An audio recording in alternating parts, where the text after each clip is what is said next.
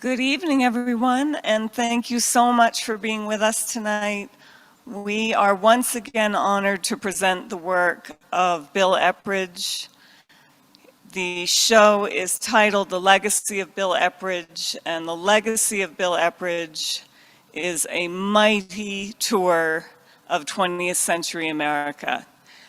Bill's career spanned for nearly 60 years.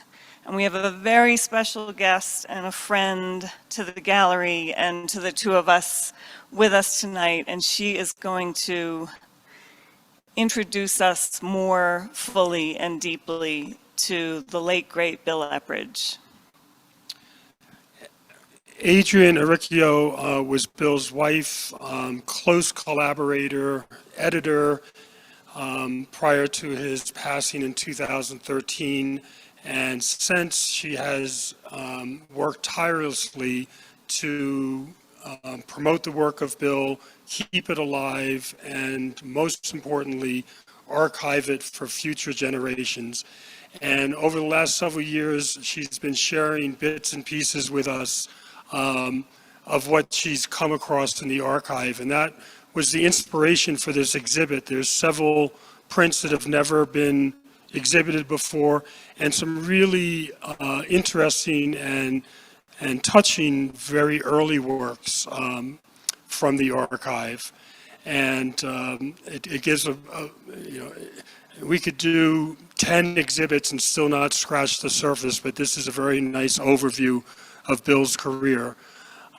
So with that introduction, we're going to turn it over to Adrienne. We've got a few slides that will try and pop up here to sort of take us through different aspects of the career. Well, good evening. It's great to see you guys, and good evening to everybody who's come online to join the opening, the virtual opening. I just like to say there's so much of Bill's work that people haven't seen, so I hope this gives anyone who hasn't seen all of his work a little bit of an introduction to his almost 60-year-long career and all the pictures that he made. There's so much important stuff. So if you want me to start with any one picture, I can, because I can't see the pictures right now, actually. Yeah. If you want to start maybe with Stormy. Stormy, okay. Stormy is the picture of a white horse. As Bill used to call it, it was a plug. It wasn't a thoroughbred. It was just an old horse in a field in Missouri. And he was still in college. I believe it was probably his not senior year, maybe junior year. And he went out, there was a tornado coming in, or, tornadic cloud. So he went out to try and get a picture for the Columbia Missourian, the newspaper. And he came across the horse. He had seen the horse before. The clouds were forming. And as he got close to the fence of the pasture, he tripped and fell into the ditch that's between the road and the fence, and the horse took off. And Bill immediately had the foresight to grab his camera, even though he fell, and make that picture. And it's really the only frame that looks like that. And he did a masterful job of printing it, because if you saw the negative, if there's one person on tonight, I think the person who printed it more recently, it takes a lot of work, and Bill was actually a master printer. So to bring out all that magnificence in the clouds and the contrast of the white horse, it's really quite a beautiful picture. And that picture won the National Press Photographer's Picture of the Year for pictorial. And while he was still a student, which was pretty unprecedented, he was up against a lot of professionals, and that picture took first place pictorial. And a lot of people still remember it. Some of the older photojournalists all say, "Oh, Stormy, yeah, of course, Stormy." So it really started his career. The first time I saw it was in his parents' house in Wilmington. I had never seen it before. It was hanging on the wall, and I just went, "Oh my God, that picture is gorgeous." And Bill just stood there and goes, "Yeah, that's mine." Very nonchalant. So.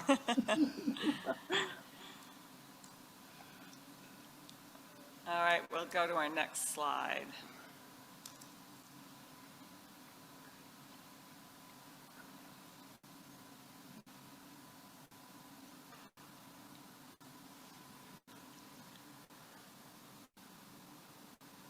It's not showing up on my screen, but I think it's the artist's daughter.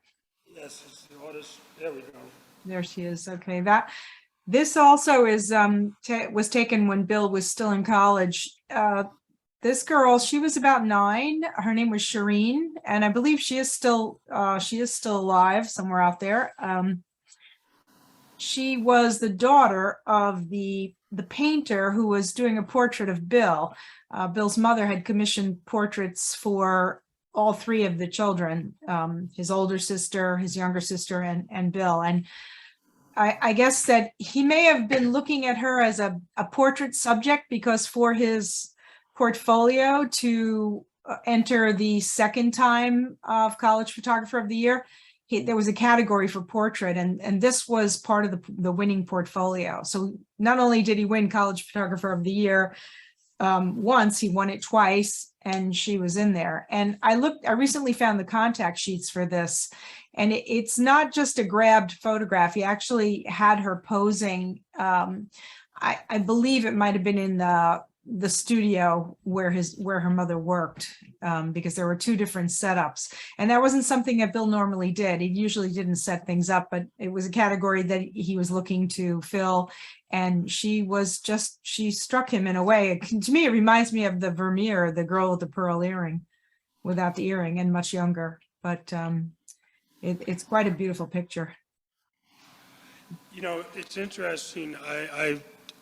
I recall that Bill grew up in an artistic family, and his sister was a very accomplished artist, and I think that was an impression from an early age. Yeah, his older sister Terry. She actually showed him how to use a camera when he went to in high school in Archmere. They needed a school photographer, and he volunteered, never having used the camera except for a Brownie Star Flash when he was much younger. And he went home and said, "Terry, show me how to use a camera." And she did. And from there, he just kept going. He never stopped.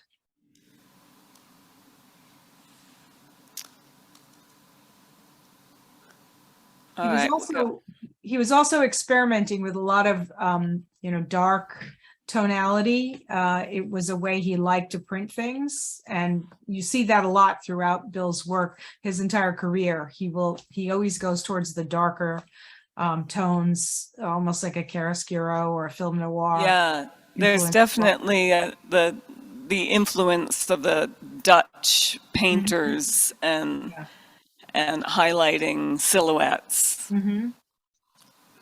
So, Adrienne, aside from the fantastic time Bill had with the Beatles, I think it's also fascinating that we remember that for a long time, so many of the negatives were lost. Mm-hmm. And, it was only until many years later that you guys recovered them. So maybe you can just talk a little bit about how Bill came about to photograph the Beatles and that, that sort of whole episode. Well, he was in the Life offices early one morning, the day that they were going to arrive at JFK. And the director of photography saw him and he said, "Hey, Bill, do you want to go out to JFK, photograph this rock group or this rock and roll group?" And nobody really knew who they were. They had already caused a sensation over in Europe. And I'm not sure if Bill knew who they were. I don't think he did, but he said, sure, because the way he liked to work, it was very competitive to be a Life photographer. He wasn't yet on staff. He was on contract. And if you were in there early, chances are you would have first dibs at an assignment that had just come in. And so that's how that came about. So he went out to the airport a few hours ahead, and he ran into Eddie Adams the first time he ever met him. They were both standing there watching as the plane arrived. And this is one of the first shots after they got off. He saw there were so many screaming teenagers on top of the terminal. He said thousands, probably close to 3,000 teenagers, that he realized this was something a little different, and he decided to stick with them. Now, the interesting thing is that I've met the reporter who was with him. She did a talk at the Time Inc. Alumni Association several years ago, And her recollections are a little different from the way Bill described it. And that's not unusual because the photographers are looking for something else and the reporters are, looking at yet a different thing. So the way he described it was that he called into the office from the terminal as he sees this all developing, these crowds and the press conference, which he thought was the most hilarious thing he'd ever seen. And he said, hey, I think this is really going to be big. I want to stick with them. And they said, sure. And their manager, Brian Epstein, said, sure. The way the reporter described it was that she had arranged all this. So I don't really know, hard to say, but Bill was with them for the first 6 days. From when they arrived, they got into cars and went to the Plaza Hotel. He was in the plaza with them. He was with them the next day when they went to the Ed Sullivan Show to rehearse. He was at the Ed Sullivan Show the day after that for the actual live performance. He went to the photo op in Central Park and on and on. So 6 days that changed the world became the book.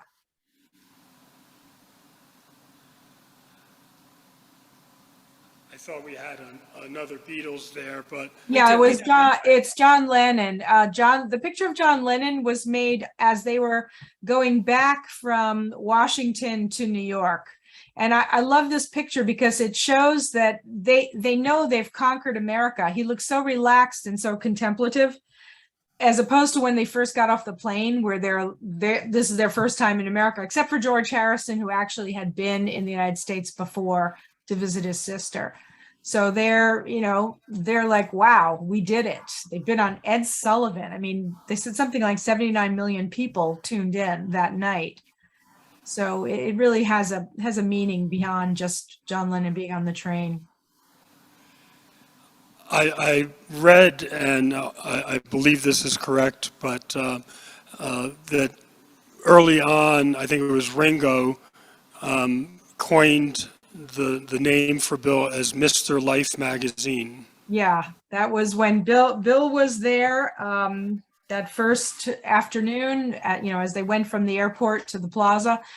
And Ringo said, well, what can I do for you, Mr. Life magazine? And Bill said, well, don't do anything. Just do what you normally do. I'll be a fly on the wall. And the interesting thing, when you look at Bill's photographs, he was really good at making sure you didn't really see all the other photographers and press unless he wanted you to see that for the effect of the story.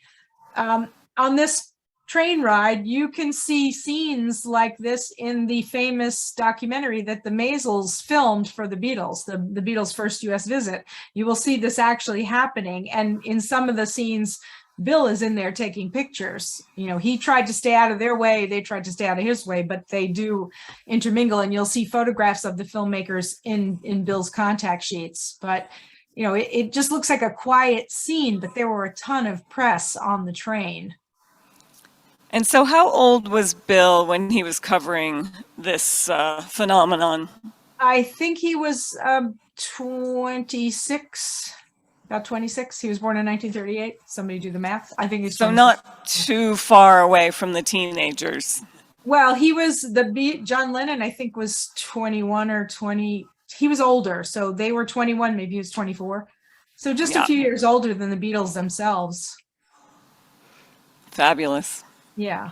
It's just a piece of history. It's really remarkable that this next slide is also 1964, which became one of the defining stories that Bill did. Mm-hmm. Yeah, Mrs. Cheney and her son Ben.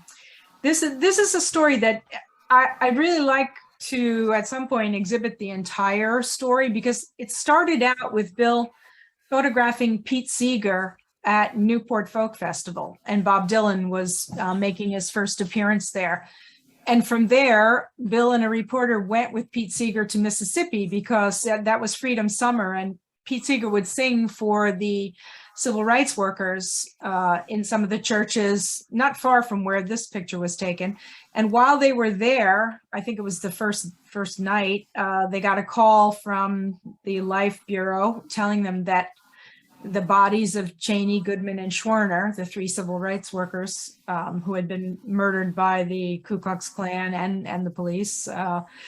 Their bodies were found by the FBI in an earthen dam, and to try and get over there as soon as they could. So they left Pete Seeger. And the reporter who was with Bill at that time, he got off of that story the next day, but I did speak with him a few years ago, and he told me that when they were driving out to see where the earthen dam was, where the bodies were found, they were followed by two cars of younger white men who surrounded them when they pulled over to a gas station to use a payphone. And he said that it was Bill's quick thinking that really saved his life, because he got out of the car to get in the payphone, and as soon as he picked up the phone, he saw all these guys get out and surround the phone booth. And he looks over at Bill, who's starting the car again, and Bill was not in the driver's seat, he was in the passenger seat, and he's just giving the reporter this look that's like, hurry up, don't look at them, just get in the car. And the reporter was on the phone with the local FBI agent, who he said to him, look, we're surrounded, what do we do? And the FBI agent just said, well, I hope y'all are going to be okay, which is basically nothing. So that story turned into something that Bill would do often. He didn't work with a script. There's no way to have a script for something like this. You have to go on your instinct. And, he would call in periodically and say, look, I'm going to do a couple more days of this because there's a story here. But he and the next reporter who subbed for the other one, they befriended Mrs. Cheney and the family and young Ben, and they were welcomed because they wanted people to see what had happened. They wanted the world to know the story. So not only did he stay with the family for a few days, covering the funeral, this tragic moment is from the funeral, he also went to the Neshoba County Fair, which is the very old fair that Ronald Reagan announced his presidential campaign from, which was kind of controversial. Not coincidentally. Yeah, not coincidentally. And he was followed around the fair by one of the murderers. He didn't know it at the time, but there are photographs of this deputy sheriff, Cecil Price, who I think was the only one who was convicted in the initial round of trials back in '64. So, do you remember, Adrienne, having dinner and Bill telling us, of course you already knew this, that there were moments in Neshoba that felt as dangerous as Vietnam? Oh yeah, he was quite sure that the deputy who was following him at the fair, he felt that if he got him alone, he would certainly try to kill him or have him taken off somewhere. That the pictures of this guy are chilling. He looks like he has the eyes of a dead fish, and he's trying to stay out of Bill's camera range, but Bill kept photographing him. There's several shots of him in between other people, and there he is. He's got the sheriff hat on. He's watching Bill. He's clearly following him around. Well, we have the photograph in the show, and we have it, for those of you who can't be here, we have it online as well.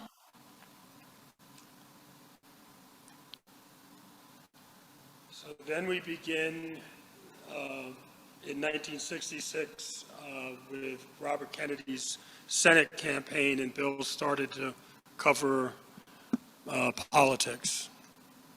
This is Bobby Kennedy in Marion, Iowa, I believe. People get the location wrong quite often because of the signs, but I believe it was Iowa.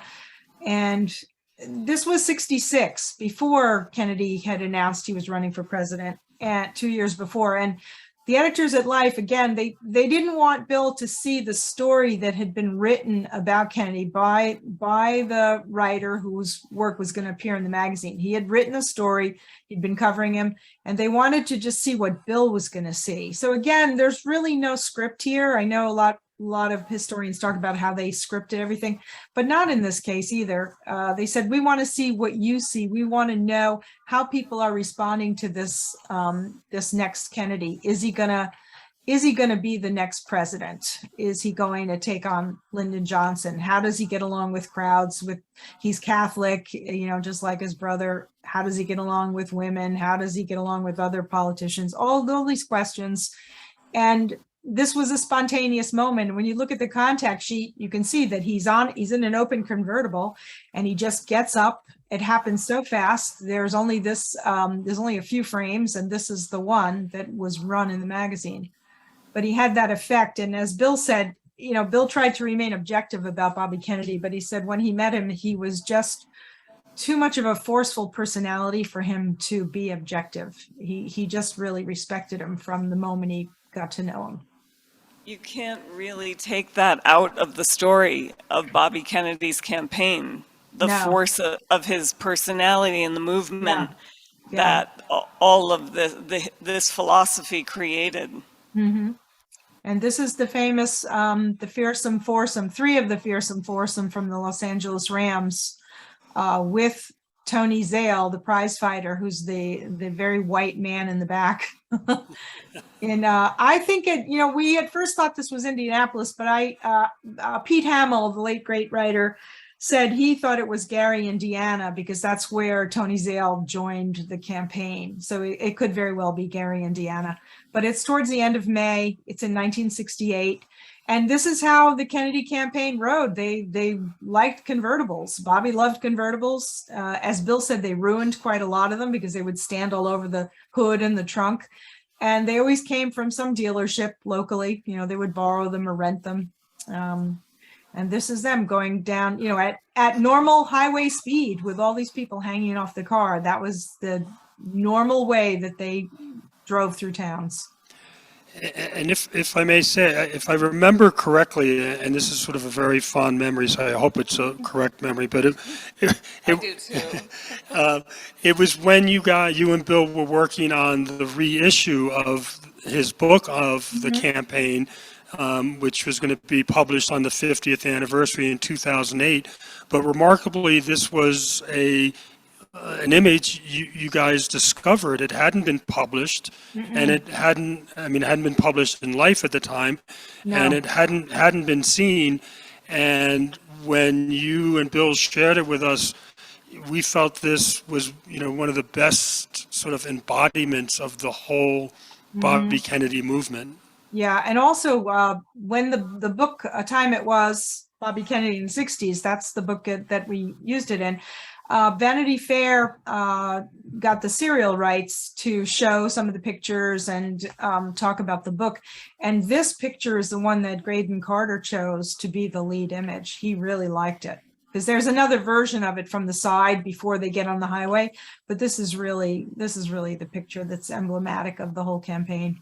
It just resonates with people. But yeah, you're correct. It was in a box of the original slide box, cardboard from 1968 that was marked seconds and was returned to Bill shortly after Robert Kennedy was killed. Along with And I mean, would it be fair to say that this group of people were the precursors to the Secret Service? He didn't have any Secret Service because there was none at that time. That's what I mean. Yeah, this was kind of the unofficial group of bodyguards, and some like Rosie Greer, who is over on the far right next to, I think is that Deacon Jones in the orange jacket. So Rosie Greer is just to the left of him. He was on the campaign most of the time. I don't think the rest of them were on the campaign all the way through, but Rosie Greer was there. He was a friend of the family. So yeah, they were watching out for him, but everybody had their fear that something could happen because really you're in an open convertible. Kennedy didn't seem to be too concerned about it, but that's what Bill said. All the press talked about this quite a lot at night in the hotel bars. The fear was real. And we remember very distinctly Bill talking about how the press, became sort of a de facto security wedge at many of the appearances, and that would come to play a big role on that, terrible, fatal night.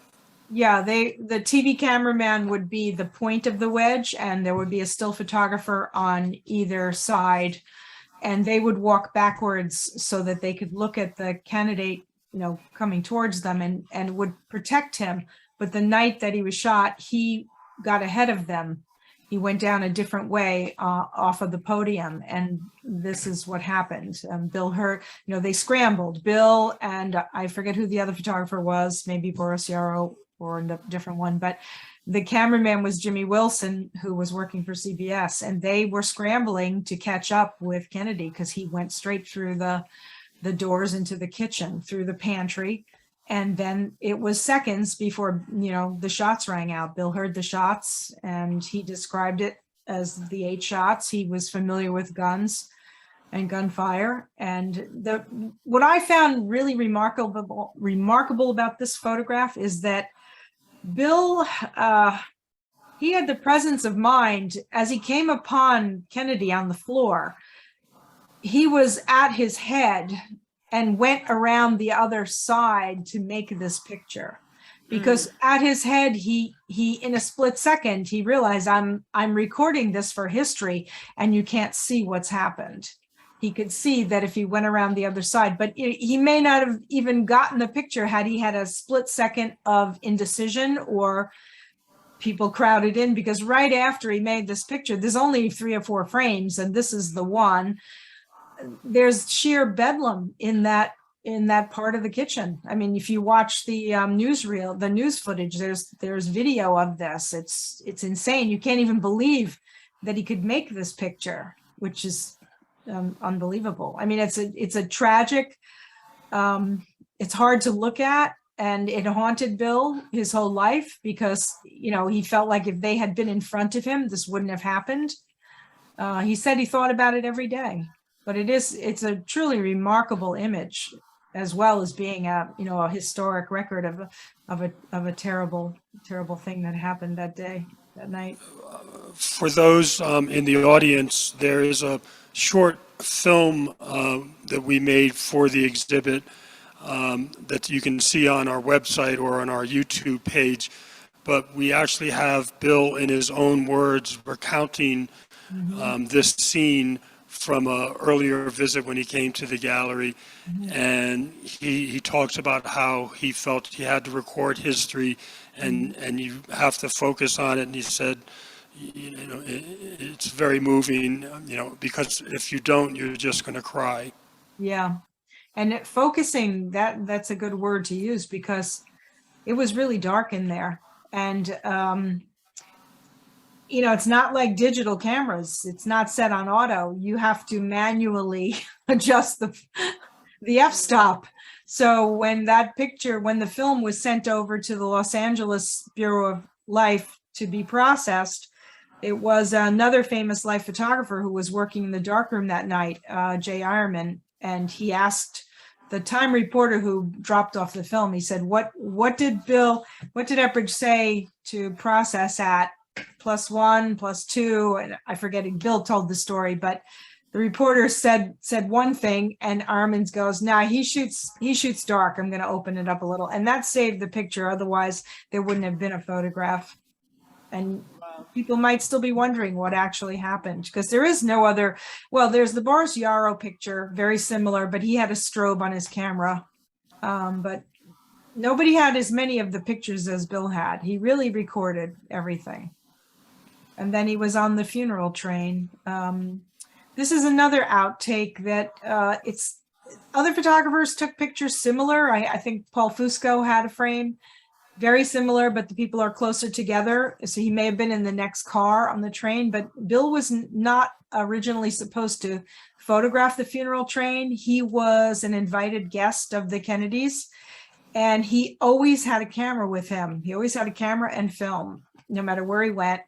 And there were 2 other photographers from Life who were assigned to shoot on the train, and they didn't make the train. And so it was Loudon Wainwright, the writer, saw Bill, and he said, I'm sorry, Bill, the other guys didn't make it. You're going to have to photograph this. And so he said, it's better than crying. And that's what he did the whole train ride down.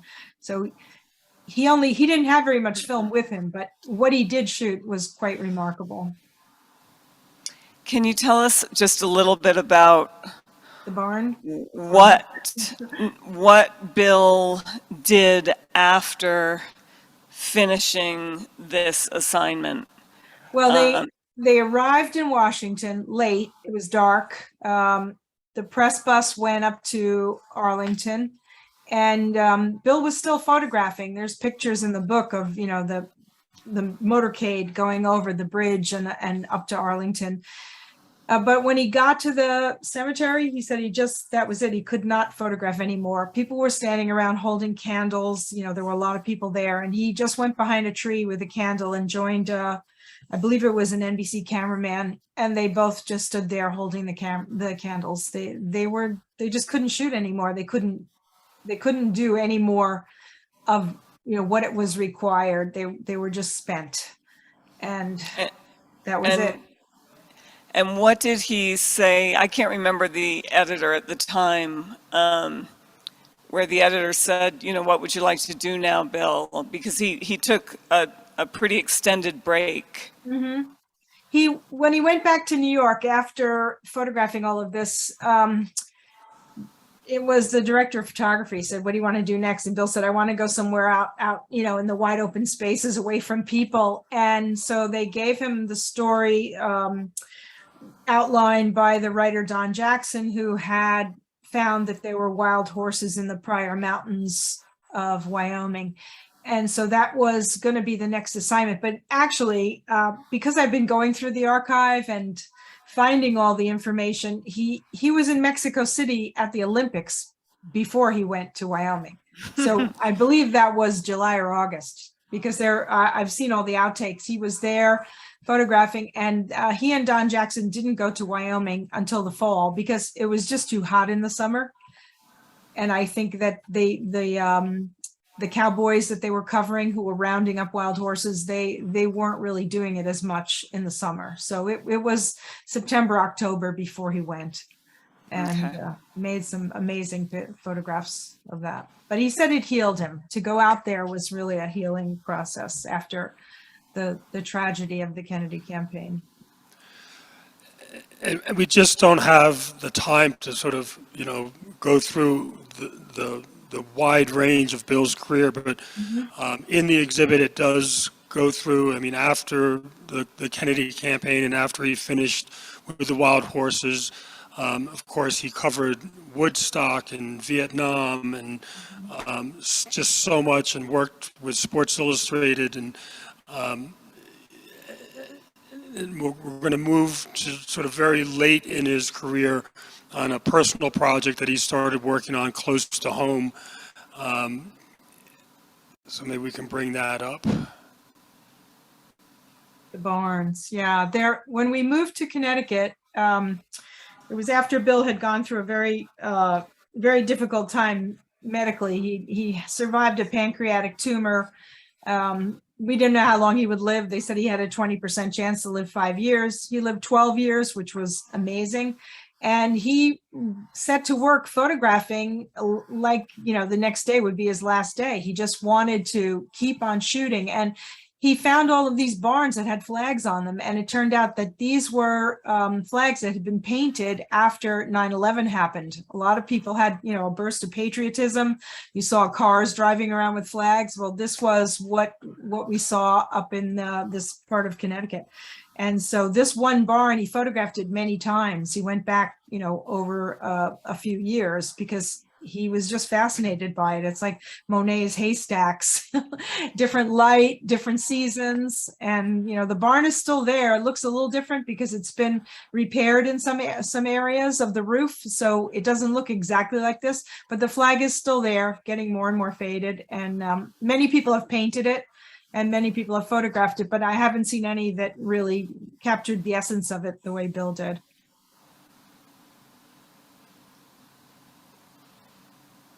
And this is one of the other stories that he decided he was going to pursue on his own. Again, you know, being an artist and a photographer, this is a farmer that he found one day when he was out looking for corn, not long after we moved there. I think it was the first summer. he came back after driving around. He said, I found a farm stand with corn. And so he goes, come on, we're going to go back. So we drove over there, and there was like a table with an umbrella and a pile of corn on it. And this was the farmer, and his wife was there too. And I couldn't believe it. I thought, wow, it's so rural. You'd think there would be more farms, but he got to know the family and spent 9 years photographing them, which is probably going to be another big project. It's just a lot of pictures to look through. But on this particular day and this year, I think it was 2011, there was so much rain that August that it was, it was worrisome for farmers, because too much rain can destroy all your crops. And that's the look you see on the farmer's face. It's just like another rain, and he's holding a barrel that's got some of the, I think they're peppers. But there's one thing I'd just like to read this. It's 3 sentences that Bill and I wrote when we were trying to present this story to get a Guggenheim grant to keep on doing it. And we didn't get the grant, but we wrote this up, and it kind of sums up the whole thing. And it sums up Bill's work as well. So, because his roots really were in farming. His grandparents on his father's side were dairy farmers. So he said, when I look inward to the essence of who I am as an artist, I know these are not just photographs. They are my direct artistic expression of a yearning to connect with my past. Exploring the present has led me there, while giving me reason to finish and publish this work. Through my photographs, I want others to discover the quiet strength of the people who bring life to us from this earth. And that was the title that we were using, was From This Earth. So at some point, will be another book. I just want to say it was among our greatest honors to represent Bill, to still represent Bill, but to be with him and learn from him. Mm-hmm. He was an intellect without pretension. Mm-hmm. And we learned so much. We'll continue to do everything he told us to do. Yeah, he was amazing. I've never met anybody like Bill. One of a kind, really.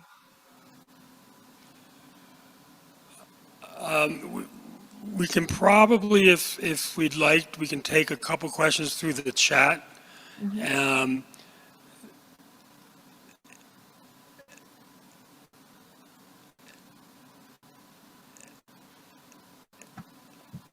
And we just had a comment, I guess somebody here had actually met Bill and remembers just how much time and attention he would spend with photographers, whether they were amateur or just starting, and that he took a sincere interest in talking to them about photography. Yeah, he was eager to share, willing to share whatever he knew, and with the younger generation. And a lot of people still get in touch with me who tell me that they had him as a teacher at the Missouri workshop or at the Eddie Adams workshop, or met him at some other function, and they just really value that they got to meet him and learn even a few things, even a sentence, and it just had incredible meaning. He was very generous with his time, and you have been very generous with your time, and through your guidance, we've gotten to know Bill continually, even after 2013, which was a massive loss to photography, to photojournalism, and certainly personally to you. And we thank you so much for going back and visiting Bill and his work with us again tonight. Well, thank you guys. I appreciate all you do for Bill's legacy. It's so important because there's so much work still to do. So thank you. Thank you, everybody.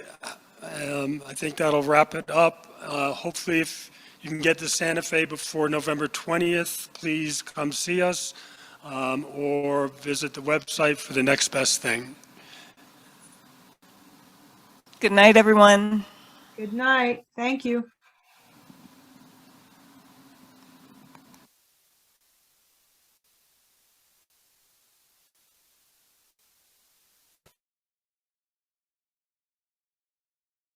interesting.